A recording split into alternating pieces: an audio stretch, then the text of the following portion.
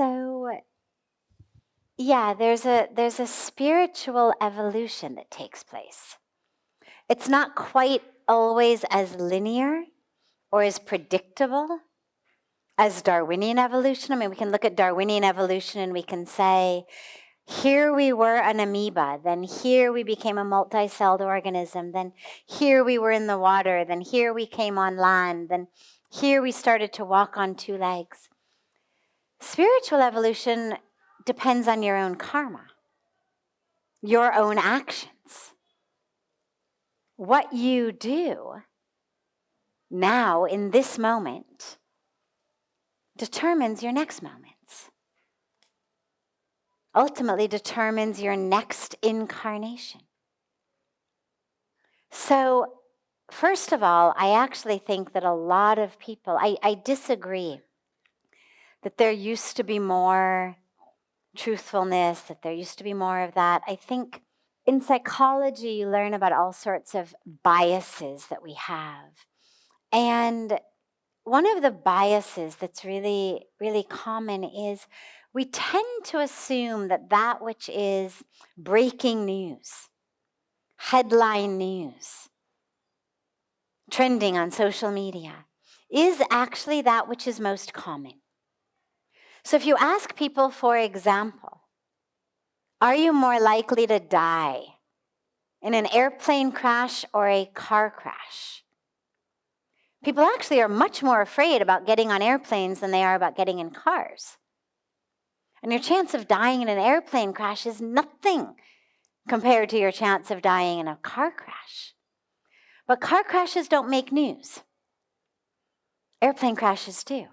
So we think that that which we hear about is actually that which is common. Corruption scandals are headline news. Good people doing nice things, sadly, is not. I will say on that level, though, that I really recommend that everybody really think about who you follow on social media or what news network you're getting things from. Like, how important are all of the facts compared to how important is your worldview? The only news that I get is from a wonderful site called the Good News Network. I love it. I mean, it's beautiful stuff. Every day, people doing great things.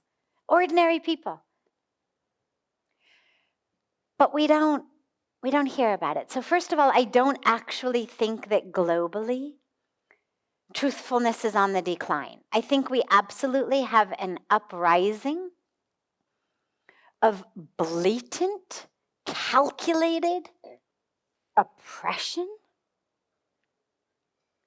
a calculated, systematic corruption.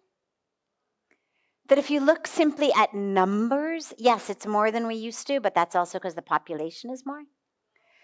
But it's actually very few people compared to the number of people who are living honest lives, doing the best they can. That being said, if you look at nature behaves actually much better than we do. Right? I mean, humans are the only species who kill another for any reason other than to eat it or because that other being is threatening their lives. That's the only reason animals kill anyone or any other animal. They're hungry, they need to eat it, or they are threatened by you physically, their life or their baby's lives. Humans are the only one who kill others for any other reason. So the idea that animals are accruing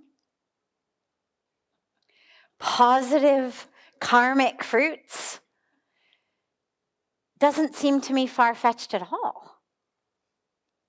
I mean, haven't you ever interacted with an animal who you just feel is so close to being human? who may seem even more human than many of the humans you know. So the fact that they are then taking human birth, I mean, we know this is how ultimately evolution happens. But on another level, all of that is predicated upon actually an illusion. And the illusion is that there is a finite number of souls, and that somehow we're kind of juggling around like, okay, you're an elephant this life, and if you're good, you can be a human next life, and you were a human, but you messed it up, so you're an earthworm, and that we're moving pieces around on a board. And it isn't actually like that. Think more about an ocean and waves.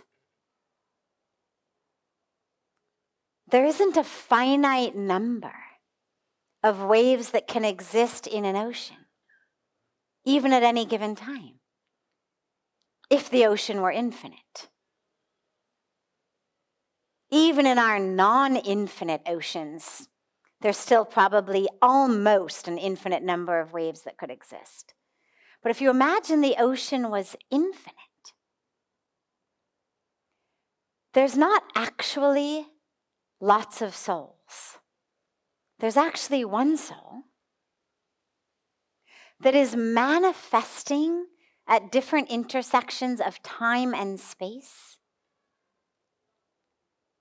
in different forms, taking different bodies, like a wave emerges temporarily out of the ocean and then comes back. Or in our case, it emerges and then it's another wave and then another wave, and eventually it goes back into the ocean.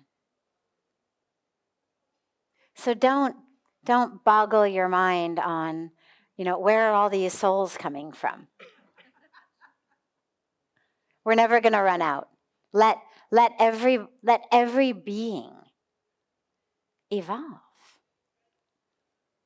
And that's the goal. When we chant and we pray, Sarve bhavantu sukhina, Sarve santu niramaya, Sarve bhadrani pashyantu, ma kaschit dukkha bhag bhaved. When we pray, may all beings be happy, be healthy, reach their highest potential. We are praying that all beings may reach their highest potential.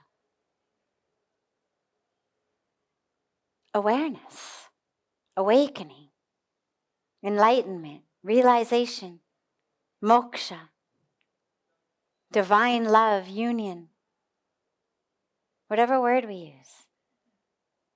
So let everyone attain that state.